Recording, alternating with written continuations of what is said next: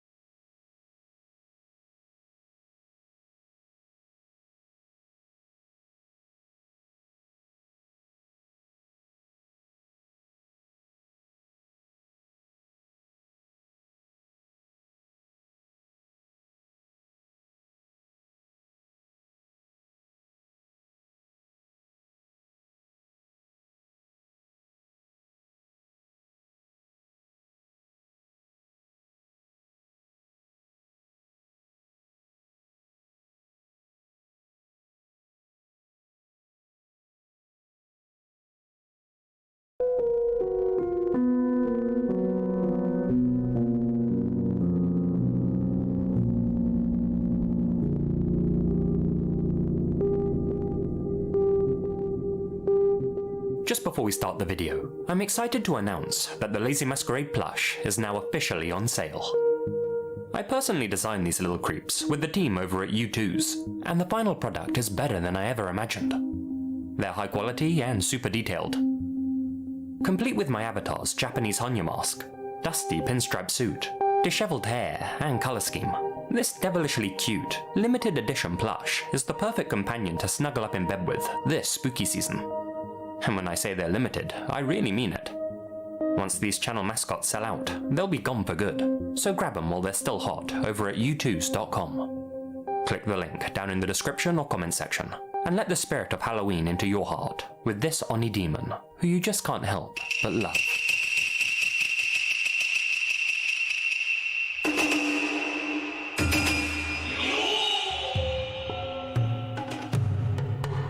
Japan's an extremely safe country with a low crime rate. But when a crime does occur there, the perps always seem to crank things up to 11. With that in mind, let's kick today's video off with a grim story that's not for the faint of heart. It was the 23rd of May, 1979. Keiko Mizuno, 32, and Eiko Akashi, 43, were two housewives who lived in the small and sleepy city of Nagao Kakyo. Despite their 11-year age gap, both Keiko and Eiko were close friends and worked together part-time at a supermarket located in front of Nagaoka Tenshin train station.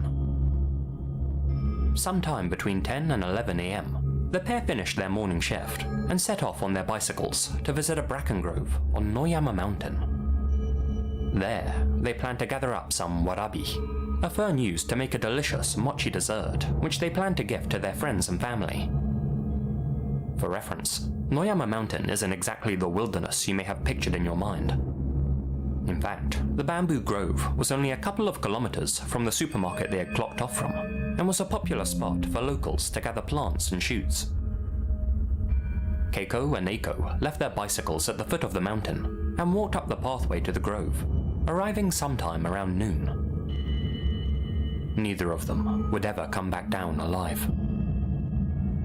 That afternoon, Keiko's husband received a call informing him that his wife hadn't picked up their son from nursery school. He was of course concerned to hear that. With this being 1979, he didn't exactly have a way to contact Keiko. As such, he went to search for her up on the bracken grove where he knew she had gone to that day with Eiko, but he couldn't find any trace of either woman. When neither Keiko or Eiko returned home the following morning, both of their husbands finally reported them missing. 50 firefighters and a pack of sniffer dogs combed Noyama Mountain in search of the two missing housewives, but all they could find were their bicycles, still where they had left them. It wouldn't be until 10:30 AM on the 25th, a full 2 days after Keiko and Eiko went missing, that their bodies were finally discovered, lying just 10 meters apart in a heavily wooded area on Noyama. Both women had been slaughtered, but in vastly different ways. Keiko had been stabbed more than 50 times with a sharp kitchen knife. The blade had been left embedded in her chest. Her lungs, heart, and several other organs had been punctured. She had been left undressed from the waist down, and her jeans, underwear, and shoes were found close to her body. As for Eiko, she had been strangled to death. None of her clothes had been removed, but traces of the perp's bodily fluids were found on her remains. From those fluids, it was determined that the killer's blood type was O. Though both women had ultimately met their ends through different violent means, both Keiko and Eiko suffered similar wounds prior to their deaths. They had both been repeatedly punched and kicked, and had suffered numerous broken bones and bruises. Eiko had been so severely beaten that her liver had ruptured. These injuries had been caused by someone strong, possibly someone with martial arts training. The most gruesome detail, though, was that both Keiko and Eiko's Achilles tendons had been sliced through to the bone to prevent them from escaping. And this was likely one of the first wounds each woman sustained. From there, they were at their killer's mercy, unable to run or even walk to safety. Experts believe that the attack took place sometime between 12 p.m. and 2:30 p.m. Empty bento boxes found inside the women's rucksacks suggested that they had both had time to eat lunch prior to the incident. Investigators searched the pockets of both victims. Inside Eiko's right jeans pocket, they found a crumpled up supermarket receipt. Turns out that she had left detectives a final clue. Scribbled on the back of the receipt, in Eiko's handwriting, was this message: "We're being followed. Please help us. This man is a bad person." The fact that the message had been written so sloppily, with certain simple kanji strokes being missed out completely, suggested that Eiko had written the note under extreme duress. They theorized that she planned to secretly hand the note to a passerby, but obviously never got the chance. The pencil used to write the note was the only item missing from the scene. None of the women's other possessions had been taken. This hadn't been a robbery gone wrong. This had been the work of an opportunistic sadist. Or perhaps, sadists. A construction team were present in the area that day. Two young workers, referred to as K and M by the media, were allegedly seen rushing down the mountain around 2 p.m., just around the time the women were slain. These men were said to be Yankees, the word Japanese people use for juvenile delinquents. One of these men, K, was also said to practice karate. They were both questioned, but ultimately cleared as suspects in the case. So if K and M weren't responsible for the slayings, who was? Well, there are a few theories. As well as the builders, a further 15 people are known to have been on the mountain in the days preceding Keiko and Eiko's untimely and brutal ends. One of them is of particular interest. Just 6 days before the killings, a middle-aged man was seen speaking to a woman about warabi ferns. This man was described as being a salaryman type, and was wearing a polo shirt, smart trousers, and leather office shoes. Not the sort of outfit you'd expect someone to be wearing on a hike up the mountains. His attire was of interest to the authorities though, since a set of footprints found near Keiko and Eiko's bodies had been made by a pair of shoes without any indentations or patterns on the soles. Say, by a pair of office shoes. Half a year prior to the slayings, a male, aged between 40 and 45, had reportedly harassed a woman on Noyama Mountain, about 300 meters from where Keiko and Eiko would later be discovered. This man was approximately 5'7", had a strong build, and was dressed in grey work clothes with a peaked cap. He called out to the woman, saying something along the lines of, "Hey honey, have you managed to harvest any ferns?" Noticing that he was holding a 30-centimeter long blade in his hand, the woman ran to her husband, who was picking ferns a short distance away with their child.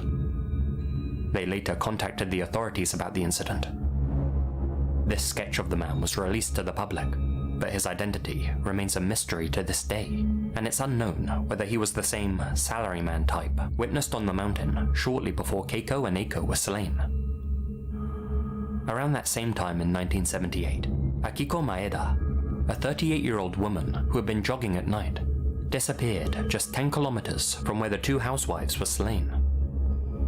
Her remains have never been found, but a long blood trail found at the scene suggested that she had been dragged into a vehicle and disposed of elsewhere. Could this have been the work of the same killer?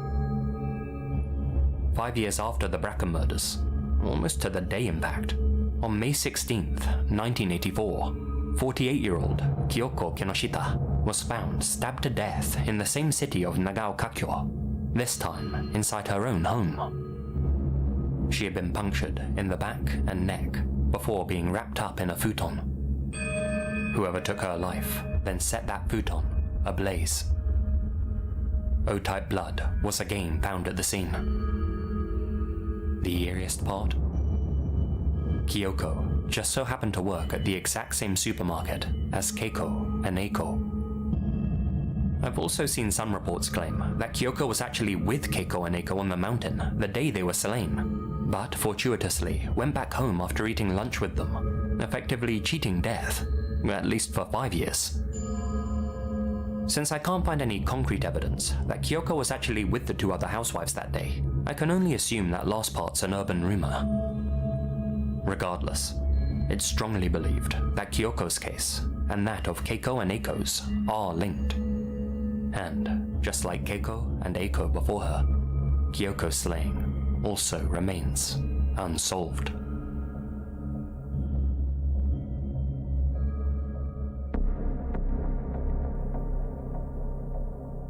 Japan's famous for a lot of things.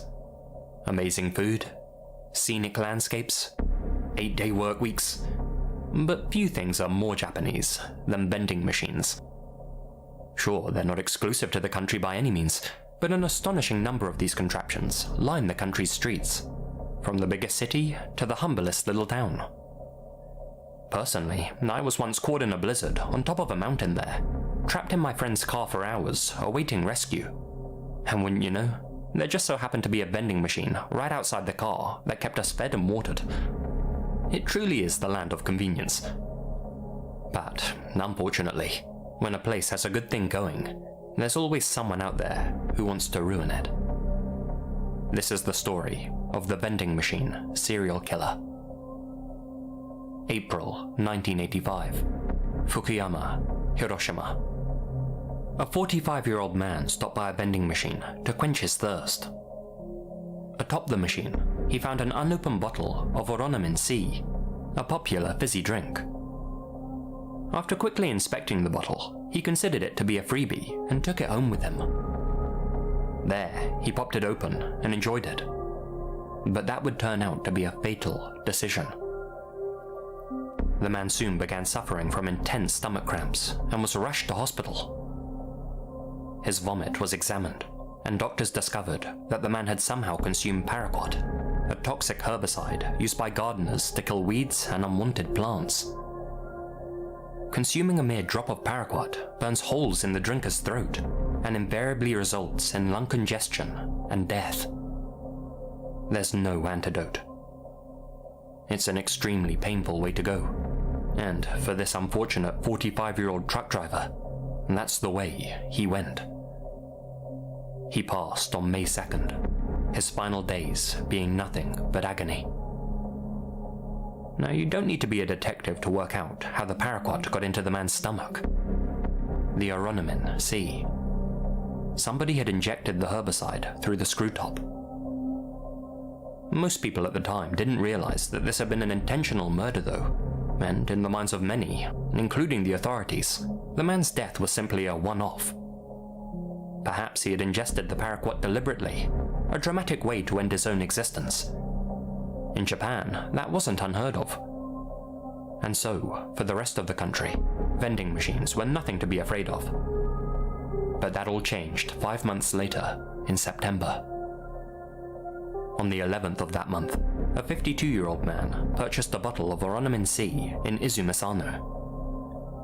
as he bent down to collect his drink, he found a second bottle lying in the dispenser.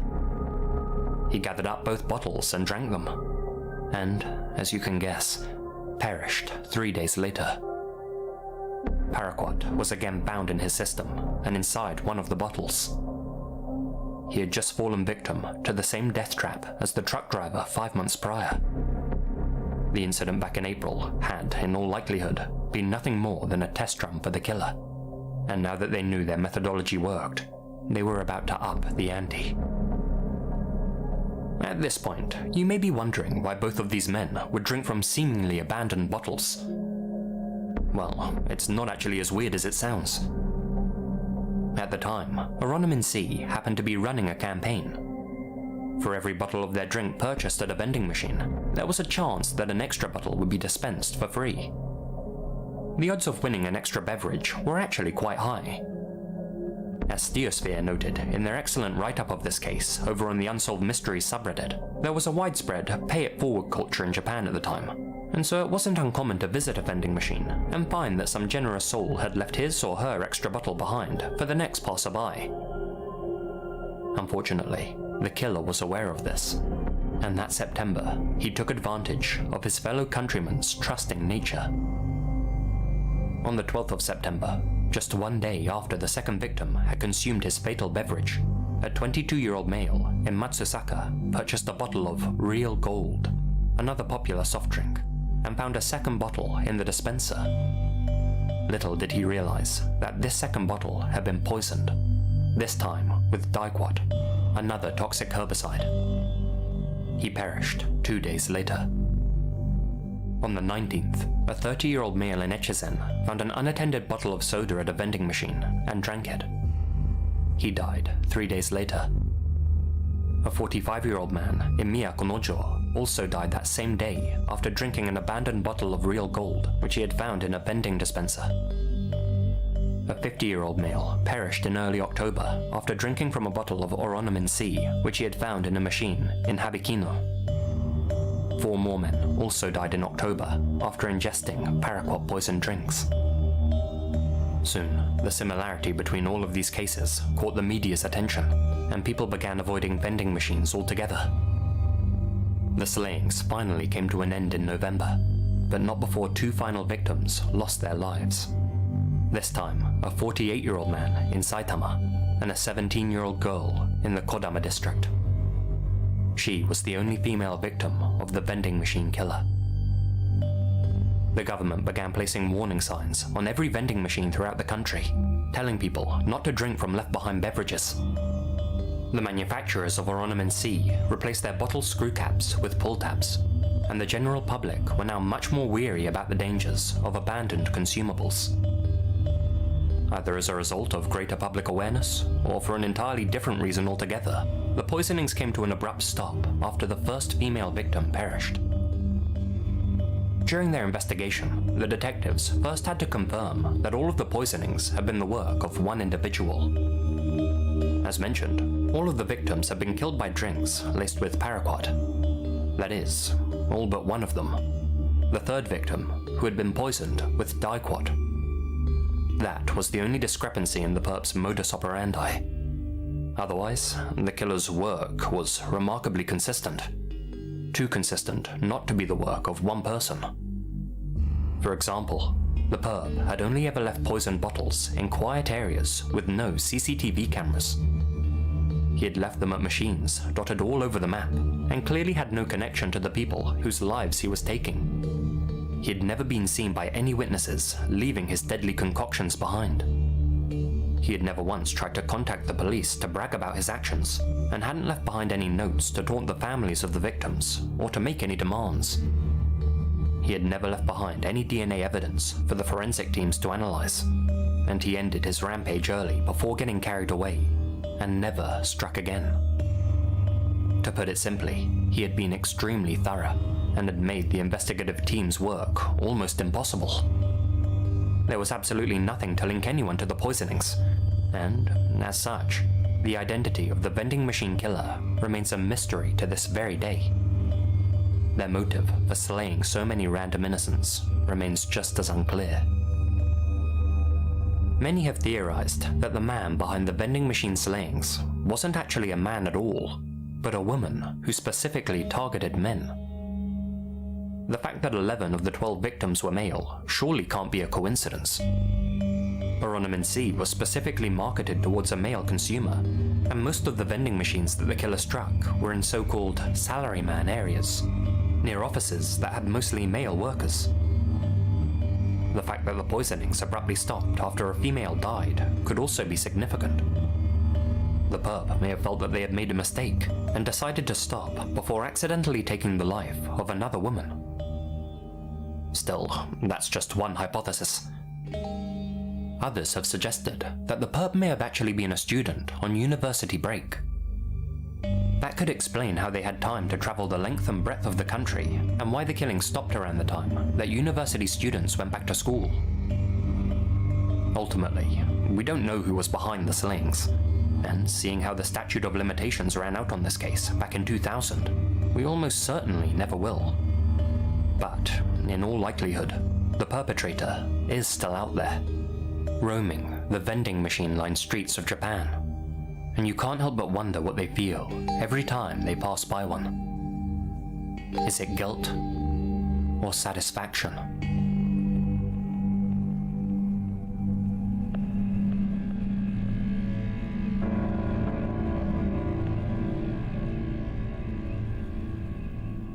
Located on Japan's Shikoku Island, Tokushima Prefecture is a popular getaway spot for hikers and nature lovers.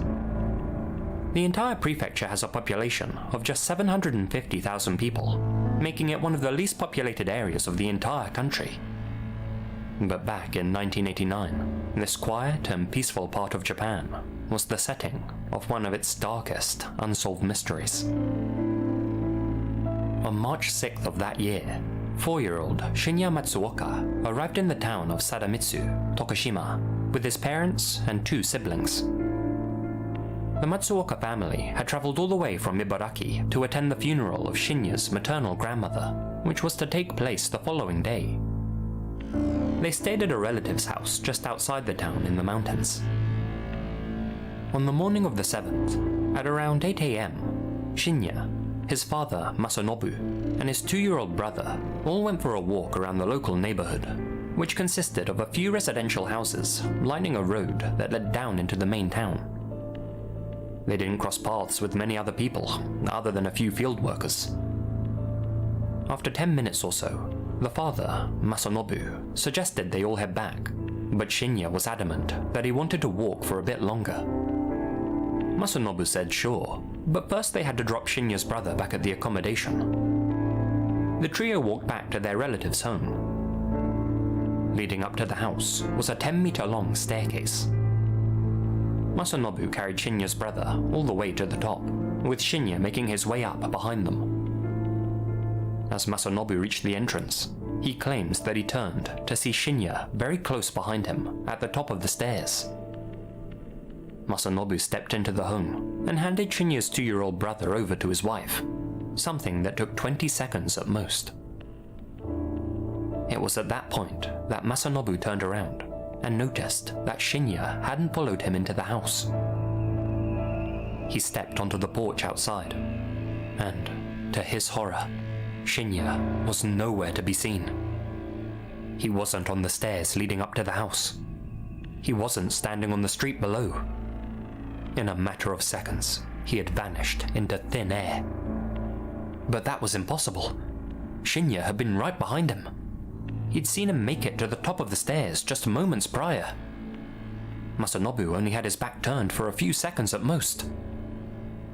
The whole family searched the entire property, both inside and out, but no trace of Shinya could be found anywhere. Within no time, a thorough search of the surrounding mountains was underway, with firefighters and police officers combing every square inch of the neighborhood.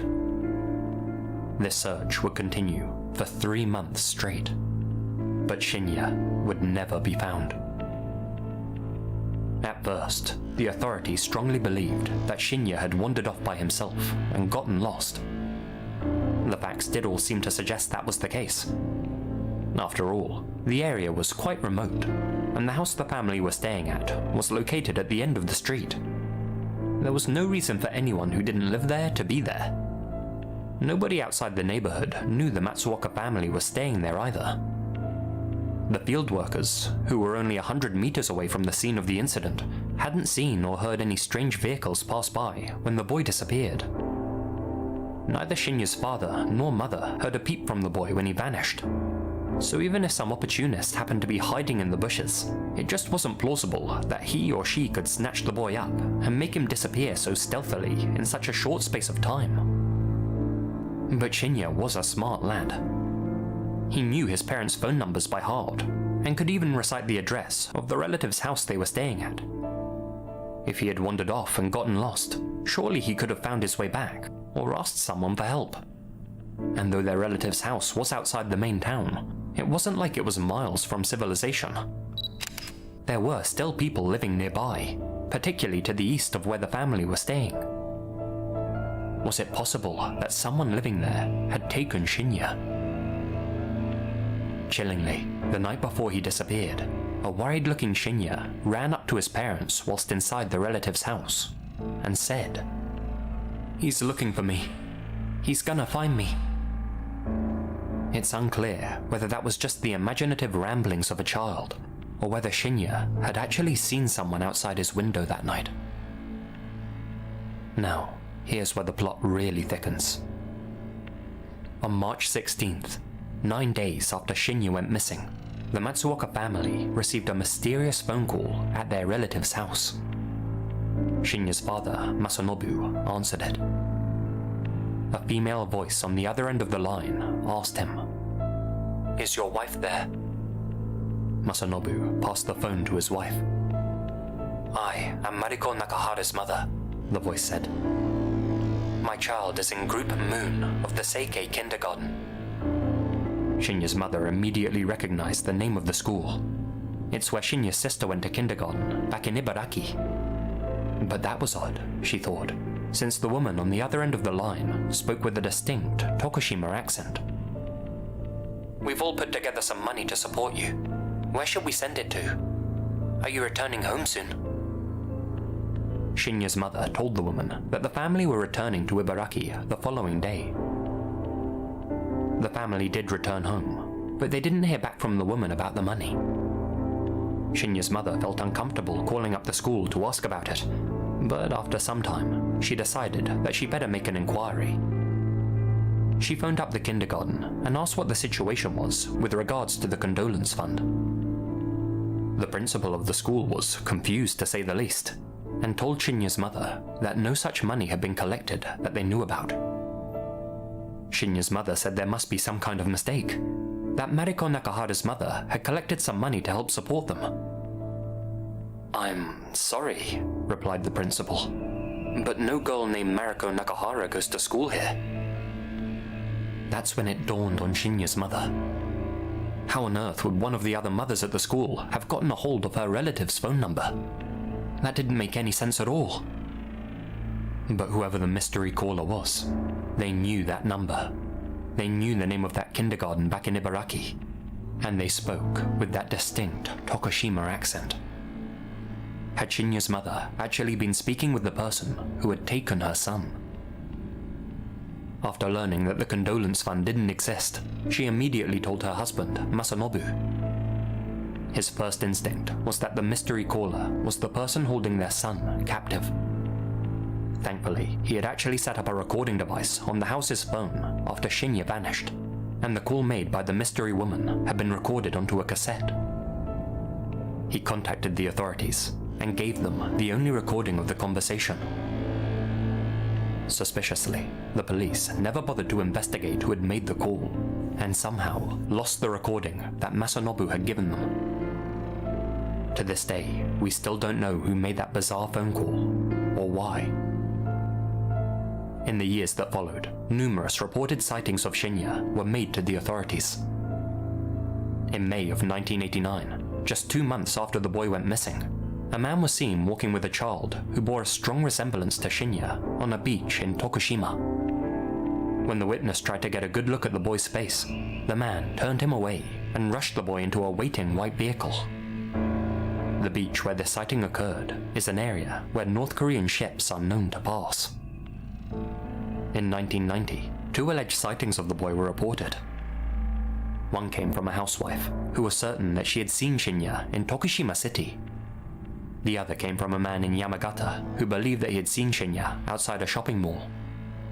The father, Masanobu, who had quit his job to search for his missing son, personally investigated both of these leads and handed out missing person flyers to people at both locations. Locals outside the mall in Yamagata confirmed that they had in fact seen the boy with an unidentified man. In 1995, an elderly man in Hokkaido disturbingly reported that he knew someone who had, quote, received a boy named Shinya as a gift. In 1997, a woman met a young boy who strongly resembled Shinya at a train station in Yokohama. The boy had marks on his wrists and looked sickly and unwell. He told the woman that he was being poorly treated by an older man. She gave the boy her number and told him to call her if he ever needed help. The boy called her just once after that, but she was unable to find out where he was living.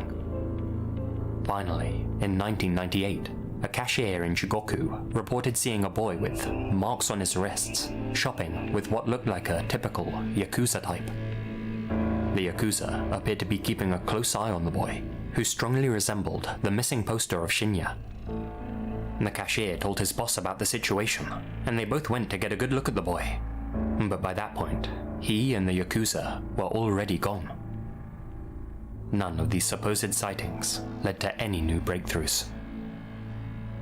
Unfortunately, for the past 33 years, Shinya Matsuoka's whereabouts and well-being remain a mystery, as do the circumstances surrounding his vanishing. Perhaps the boy's curious nature got the better of him. Perhaps he somehow ran off in the space of 20 seconds, and his remains have been lost in the steep Tokushima mountains for the past 3 decades. Perhaps someone had been watching him from afar that morning, and somehow swept him up in the short space of time his father's back was turned. A sick neighbor, or a local worker. Or perhaps it's a mix of both. The boy walked off by himself, only to run into the wrong person. The first theory makes the most sense logically. After all, nobody saw or heard anything or anyone suspicious when the boy disappeared, and Masanobu may have had his back turned for longer than 20 seconds like he claimed. But given the mysterious phone call to Shinya's mother, and all the sightings that were reported in the subsequent years, it's hard to rule out foul play. Unfortunately, whatever did happen to Shinya, the outcome was either death or a fate worse than it. In 2018, it seemed as if a miracle had occurred. A man named Ryuto Wada appeared on national television, claiming to be Shinya Matsuoka, the boy who had vanished so many years before. He was the correct age, and looked just like the missing lad. Shinya's parents were filled with hope that their son was alive and well, and that they were about to be reunited with him 3 decades after he had been taken from them. But, alas, a DNA test confirmed that this was just a cruel hoax. And, to this day, the Matsuoka family are still searching for the truth about their son's fate.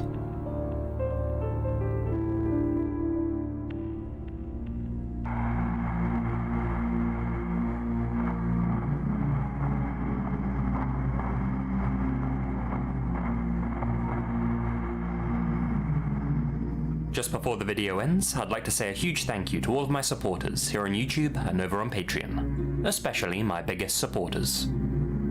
The deck of cards: Mrs. Yvonne Rankin, Brad Hammer 33, Zane, The Only Dorita.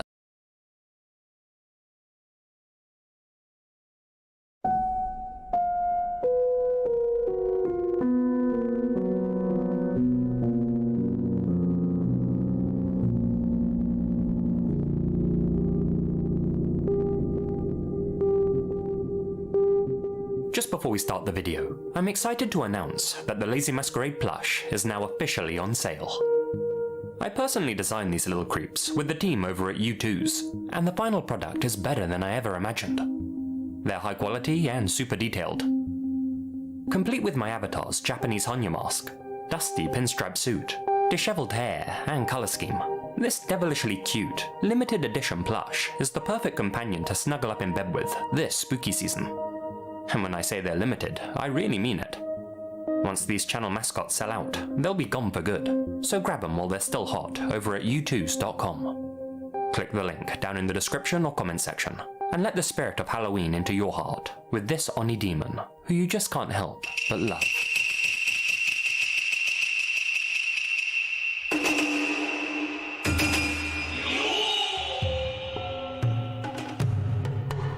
Japan's an extremely safe country with a low crime rate.